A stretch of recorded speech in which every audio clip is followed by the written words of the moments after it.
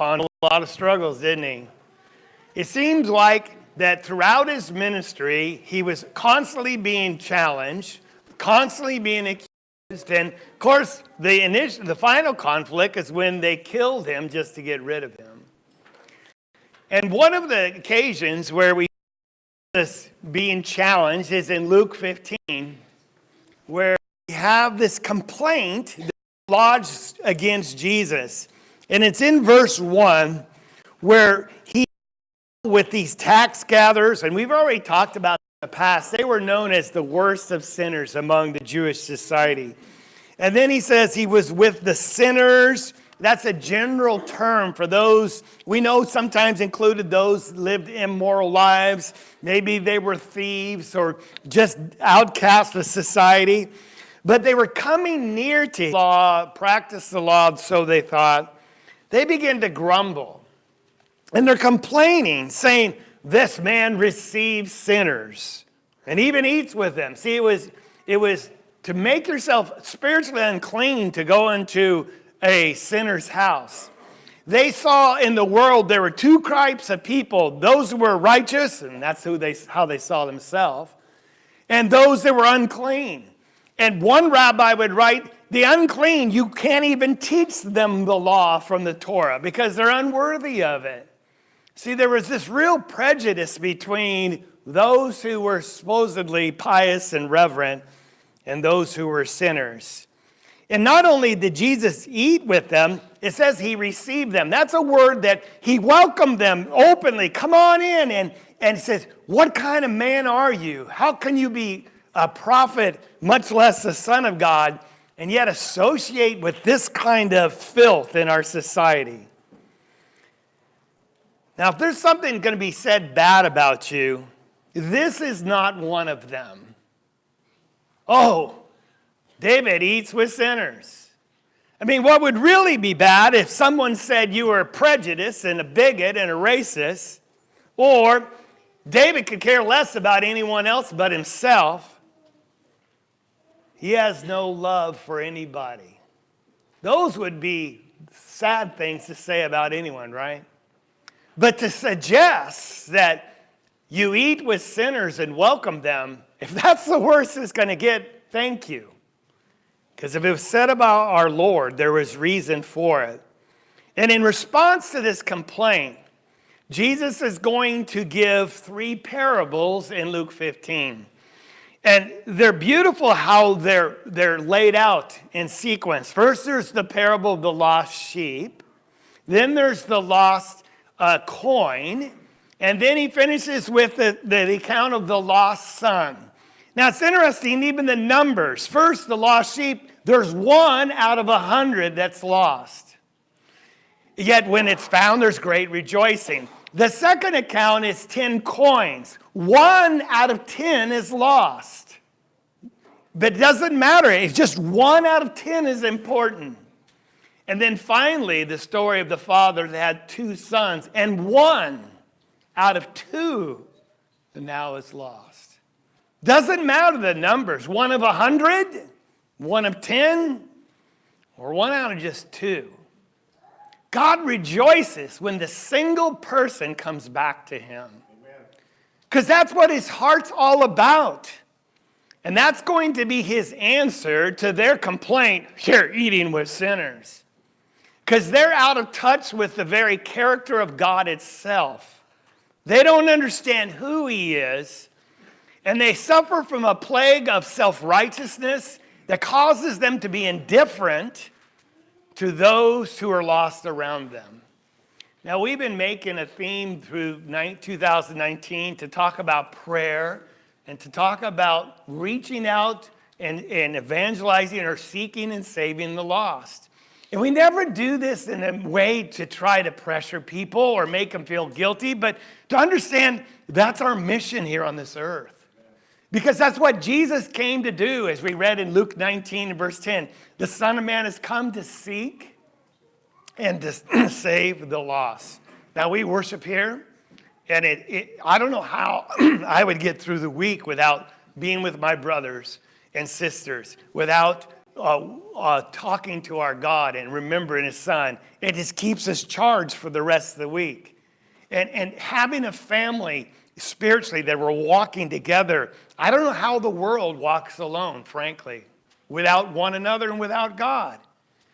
But yet when most of our life is spent outside these doors or this walls of this building, that's where we're engaged in really glorifying God with everything we do, being the best husbands we can be, the best wives, the best children, the best brothers and sisters and neighbors and employees, and also by having this passion for the lost.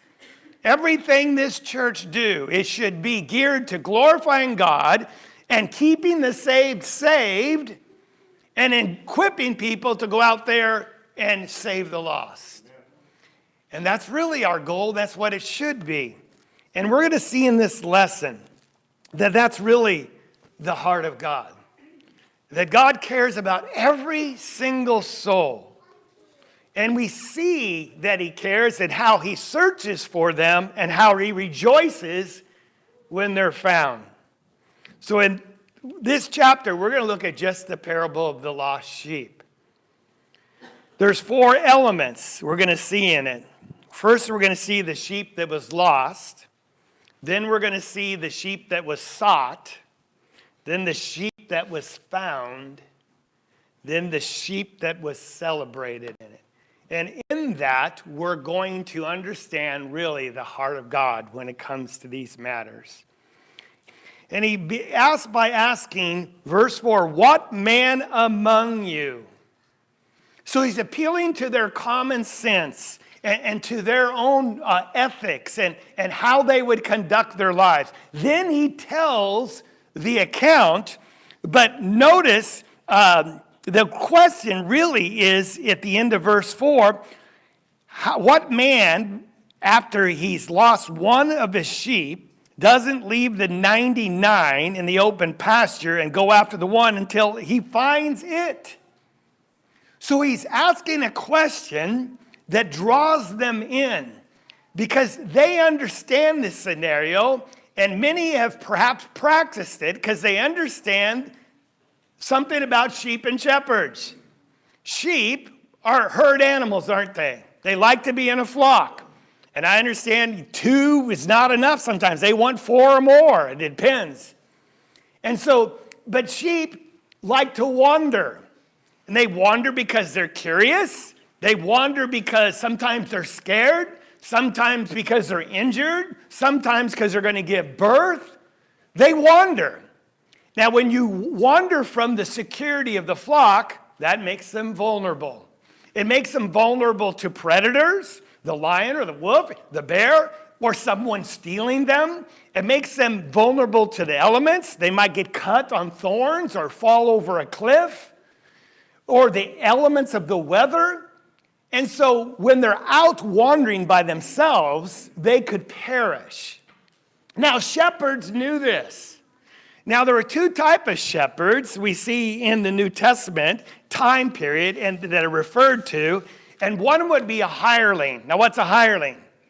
You hire someone to watch your sheep. Now, some of you might say, I'd love being a shepherd, but it was long hours, it was lonely, it could be quite boring, and it was considered one of the lowest types of forms of employment. It truly personified the meek and the humble. It was not a high-class status place, to work. And you wouldn't want to hire someone because when the bear came along and they had to either defend the sheep by attacking the bear or run, what do you think they would do? They'd run. They didn't care about the sheep. They cared about themselves. A hireling might even steal the sheep himself and sell them to someone else. A hireling, someone's paid to shepherd, doesn't have the compassion for the sheep. So what would happen? You say, well, how come there's 100? That's a lot.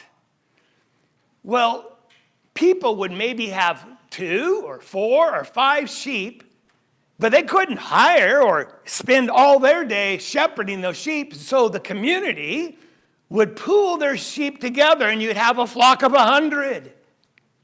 Then they would select from among their families an individual to be the shepherd of all the family's sheep. That's why we're given 100. And that person's job was to take care of those sheep, protect them, lead them to feed and to water, bring them back to the safety of the pen. He was so aware of who they were and they of him that he could call them by name and they'd hear his voice and leave and follow him. It wasn't just a casual relationship. Now, they knew shepherds. They knew sheep. And so when Jesus says, what man among you would, and they go, yeah, I've done that. I've been with the sheep and had to leave them to just go to find one. And now I can hear the stories. Yeah, I found him on a ledge on a cliff and he's about ready to die. If I wouldn't have got there, he would have plummeted to his death. And I said, yeah, I beat that story. There was this wolf, and I had to get my sling out. Remember, David was a shepherd? And I hit that guy right between the noggin. You should have seen him run, right? Can you imagine the stories? Yeah, we did it just for what? One. Because that was their job. Take care of the sheep. Bring them back.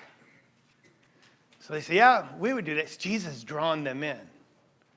Because the question is going to be, if you do it just for one sheep,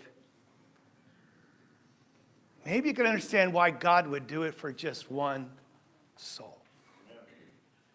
Because certainly a soul, a person created in the image of God, is much more valuable than a sheep. And so there is the essence of the parable, and you understand the background, and we can learn then the wisdom in it. There's an ethical message, of course. You're obligated just by your responsibility to the community in which you came from to take care of the sheep. But there's also a spiritual message for all of us. And the question would be for us, what man or person among us would not go out and seek to save just one soul? So let's look at the four elements of this parable. First of all, when they all would say, yes, I'll do that, well, then he's already got them committed. So he says, okay, this sheep that's lost. Now he's not talking about sheep. We know he's talking about souls, isn't he? And that's what we have to concentrate on. But first we have to understand the sheep, because the sheep do wander. And when we think about sheep that wandering, as we mentioned, they are very vulnerable. And Satan is out there seeking and trying to devour anybody that he can. And that's why he even warns Christians that take heed lest you be captive by the philosophies and the traditions of men. He says, watch out for false doctrines that will cause people to fall away from the Lord. He wants to destroy those that are saved, and he wants to keep those that are lost from ever being saved. There are sheep that are lost. But then we see there's a sheep that is sought.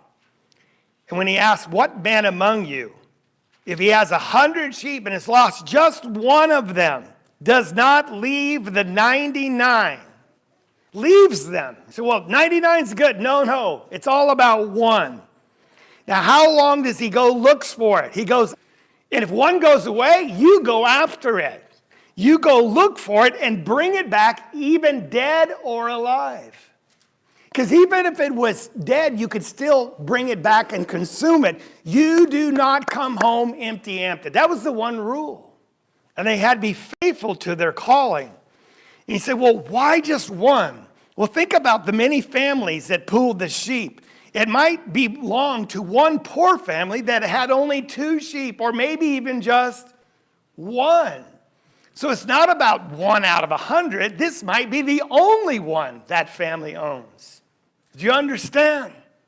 So they've entrusted this shepherd with this very important job to protect the sheep. And when one gets lost, you leave the 90 and you go after. And you're persistent. It's not like, well, 2 hours, I got to get back. I can't find it. It might go overnight into the next day. But it's relentless until you find the sheep. That's the one rule. Don't come back home without the sheep. Well, there's the sheep sought. But I'd have to go to the next part because with that type of attitude, the sheep's going to be found. So we find in verse 5, when he has found it, he lays it on his shoulders, rejoicing. Now I want you to notice some things about this scenario. It doesn't say if he finds it. It says when he finds it. First of all, he's so persistent and diligent, he doesn't stop, in this story at least, until he actually finds his sheep. Second of all, from a ram, from a goat, and it'd be carried with him, it'd be full of olive oil. And they'd use that to minister to the wounds of the sheep that got cut by the thorns or the rocks that were very sharp. Israel's full of rocks. Some have joked that when God made rocks, he put most of them in Israel because they're everywhere. And so he would doctor them. And so perhaps this sheep that he puts on his shoulders can't walk anymore. I'm mindful of the Psalm 23 by David the shepherd. You anointeth my head with oil. Speaking of the experiences perhaps that he actually lived through when he anointed or he tried to minister to the wounds of those sheep that he shepherded. And that's our great shepherd, our Father. So he puts it on his shoulders. Now, that's quite something in itself because sheep are not always light. We think sheep and we always think the little cuddly one. But trust me, little sheep grow up into big sheep. And I have goats, they're similar. And little goats are cute, but you can lift them up and put them over the fence when they get out. But when they get big, it's hard to lift them.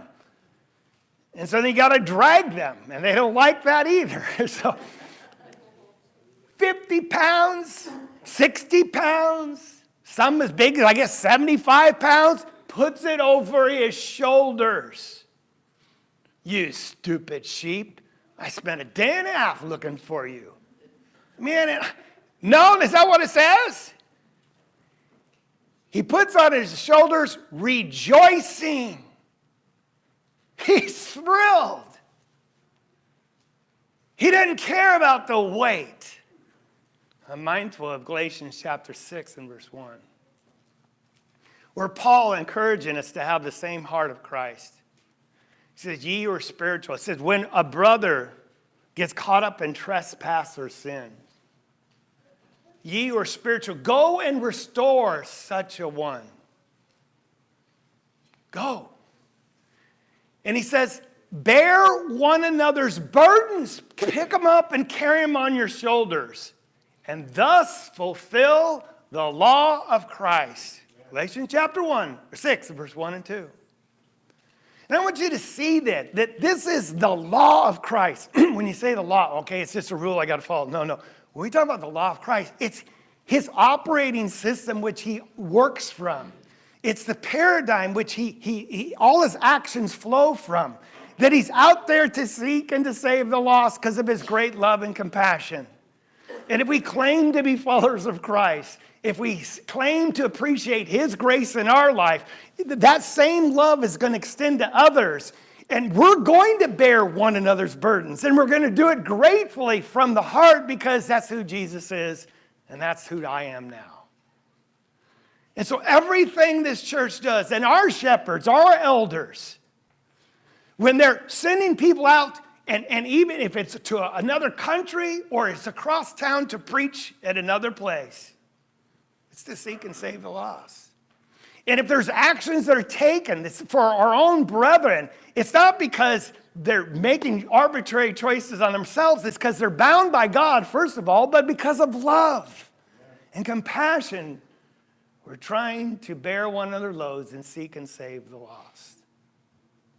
He rejoices. He's so excited.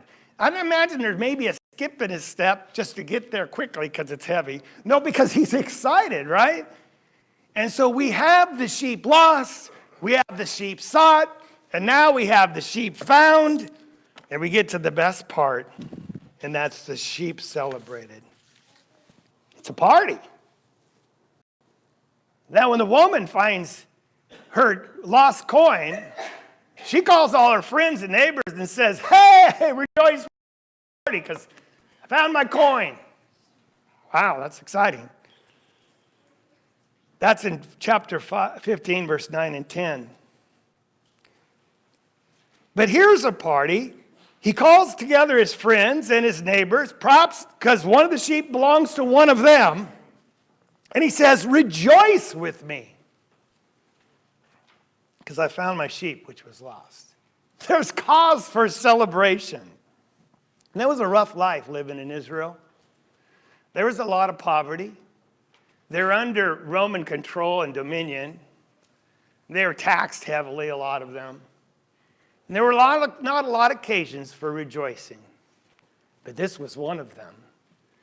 It was significant enough that they gathered people together to celebrate the return of one sheep that was lost and now has been found. So there's so many lessons that are learned here. Because the question was, what one of you wouldn't do this? And they're all going,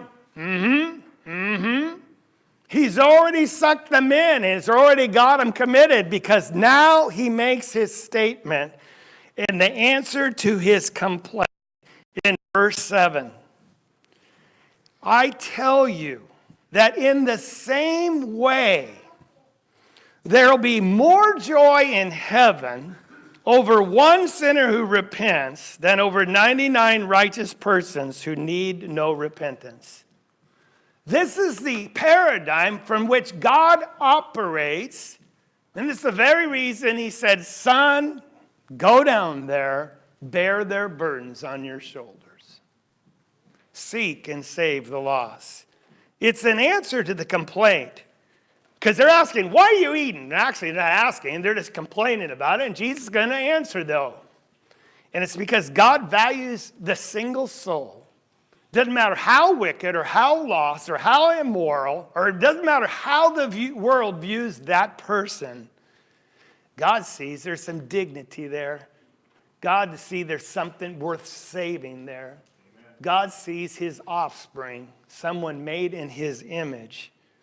And when that person's looking for salvation, God will move heaven and hell, move mountains to bring the person to him that'll bring the message of Jesus Christ. Now, how do we know he values the soul? Because that's what Jesus is doing. And we also see because of the rejoicing that takes place. Now, the New American Standard puts the word more joy. There's reason to celebrate on the earth, and Jesus affirms that because you value these things. But what causes rejoicing in heaven? He says, one soul that has been returned to the flock. So that answers the question why Jesus eats with sinners. Not because he's hanging with them and not because he endorses what they're saying. It's because he's trying to bring them back to God. Now, there's other examples in the New Testament that God it spends his time and his energy just on one soul. And I can just think of two of them, one by Jesus and one after he ascended to heaven. First of all, in John 4, there's a woman. Jesus is tired. It says in the text he's weary, and there's this well, and there's a woman there, and he goes to get some water because he's tired. That's his humanity. And he starts talking to the woman. And his 12 disciples, you think they would get the message by now, they're going, what's he doing eating with or talking to a woman? Because see, that was something you just didn't do. And on top of it, there's a little ethnic bigotry here because she was a Samaritan woman. So she had two strikes against her in her culture. She was a woman. Turns out she had a past immorality, 6 husbands, and she's living with a man who's not her, 5 husbands, living with a man who's not her husband. And she's a Samaritan. They would refer to them as half-breeds. And Jesus is talking to her. The second account is Philip in Acts chapter 8. We find that they go down to Samaria. And there's a great conversion, even Simon the sorcerer. And they call Peter and John from Jerusalem so they could lay hands on him so he could receive the gift of the Spirit. And it's after it's all said and done, Peter and John go back to Jerusalem. They preach along the way. But it says in the text, but in contrast to what the apostles are doing, the Spirit calls Philip to a desert road on the way from Jerusalem to Gaza, out in the middle of nowhere, and shows him where this chariot's going along. Philip. Could be you, could be me. He's out there in the middle of nowhere. There's a guy in a chariot just wandering along, but God puts the two together because God's concerned about a single soul. This is the first African that's brought into the Lord's church. He's from Ethiopia. He's a eunuch. He's well placed. He's the treasurer of the queen's court. And he's traveling back and he's reading out of the book of Isaiah. And the Spirit says, go join him. Okay, isn't that kind of awkward to go join someone? Can you imagine knocking on their car window at the stoplight? Hey, can I come in? They think you're crazy. He goes up there and he's reading out of Isaiah 53. He said, do you understand what you're reading? That's a great lead-in question. You start with questions. And he goes, how could I unless someone guide me? See, we're like a roadmap spiritually to people to find Christ. We don't tell them what to say. We don't tell them what to believe. We just point to Jesus. So he invites him up. It's all divinely orchestrated by God, by the way, isn't it? It's not just a random meeting in the desert. The Spirit directed him there. And it says, beginning in that text, he preached Jesus to him. Just preached Jesus. Now, I know how you preach Jesus. You preach that he came born of a virgin. He's approved by God by the signs and miracles he did. And everyone's, wow, it must be the Son of God. But then the people killed him. But when you preach Jesus, you preach that was because God was God's plan. He didn't come to this earth to die for his sins, but for ours. It's substitutionary atonement, his life for ours. But if he's dead, he's no Savior at all. He's just a dead man like everybody else on this world. But the third part of the preaching Jesus is he rose from the dead and gave all the proofs and the eyewitnesses. And in Christ, we can have the hope of resurrection as well. Life again. And he's been exalted at the right hand of God. And every time you preach Jesus, you always hear the same question. Every time, without exception, what shall I do? Paul asked that when Jesus appeared to him personally. He said, Lord, what shall I do? And he says, go to Samaria, or go to Damascus. I'll send a guy named Ananias. He'll tell you what to do. God always uses someone like you and me to deliver the message. So they're traveling along, and all he did was preach Jesus. And all of a sudden, in this desolate area, the eunuch sees some water. He goes, look, water! Is he thirsty? Does he want to bathe because of the dust of this trip? No, he goes, look, water! What prevents me from being baptized? No, it's just interesting they ask that question because what's the only thing that Philip's been teaching him about? Jesus. Now, I've taught this if 10 times, 1,000 times, I guess. And I always ask the same question.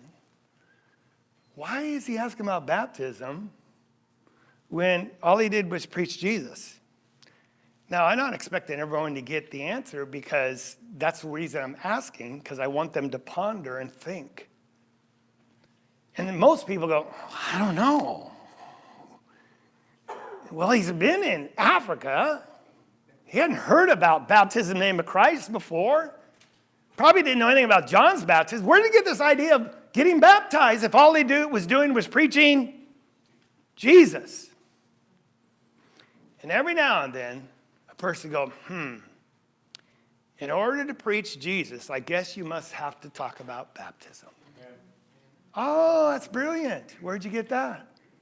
Because that's the only conclusion that you can come with, because every time Jesus is preached, people ask what to do, and the answer is always the same, without exception.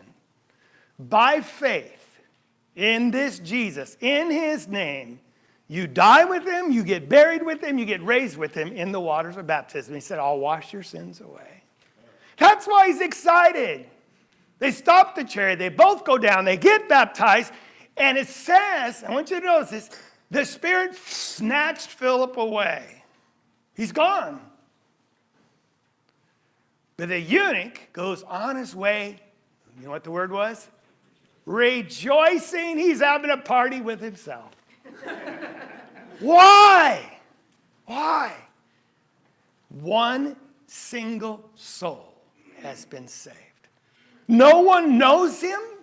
He's going back to Africa and no one will know him there. As a Christian, he'll be by himself. Doesn't matter to our God. One sheep. Is that important? That's the lesson. There's more joy in heaven. This is good and acceptable in the sight of God, who desires all men to be saved and come to knowledge of the truth. And I'll tell you another story, and then the lesson will be yours. And I asked Jerry, Sue, and JC if I could talk about this. And they said yes, because I think it's really stirring.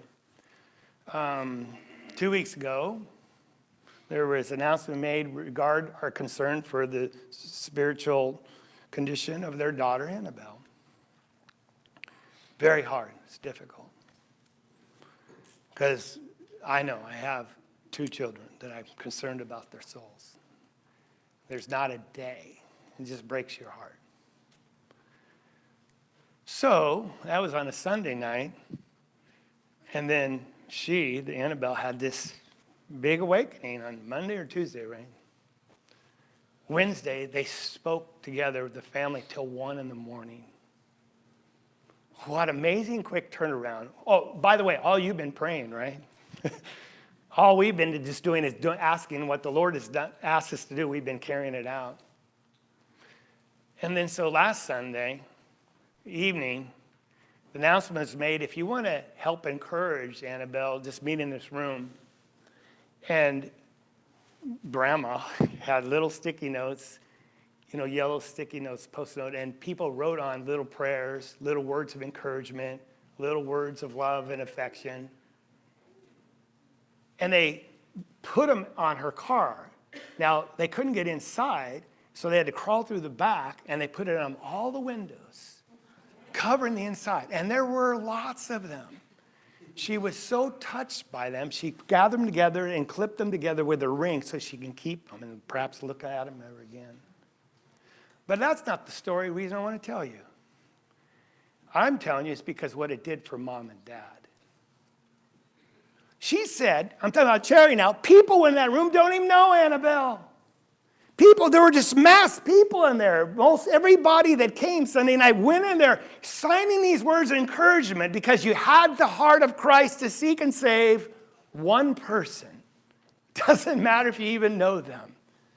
And it's words of affirmation, it's words of love, never condemnation. And that'll encourage them more perhaps than it even encourages their daughter. See, that's the heart of Christ. Now, people that don't celebrate when one person comes back to God don't know God. They don't know his character. They don't know his love. He wasn't reluctant about seeking and saving. He was relentless. We avoid people that we're uneasy with. He seeks after them. We don't want to be burdened with their problems. He carries them on his shoulders. And he'll carry you and me all the way to heaven. That's our God. And when one sinner, just one, repents and comes back, it's one of the happiest days in heaven. It says the angels in the presence of God rejoice. More joy in heaven. It's one of the rare times, perhaps, in heaven that they have this opportunity to really celebrate. It's just because someone like you or someone like me comes to the Lord. That's why we share Christ, unabashedly, unashamedly, boldly, scared, nervous, but don't care. Say what you want. Complain about us. But don't call me unloving. Don't say at the end, I didn't mention you, Jesus to you, because we will do that unabashedly. You can say anything else you want of us, but don't say we didn't care. Because we're going to out and seek and save the lost. We're going to sing a song if we could help you. And most importantly, if you're outside of Christ and there's anything we can do to help you, point you to Christ, and bring to him, won't you come as we stand and sing the song that's been selected?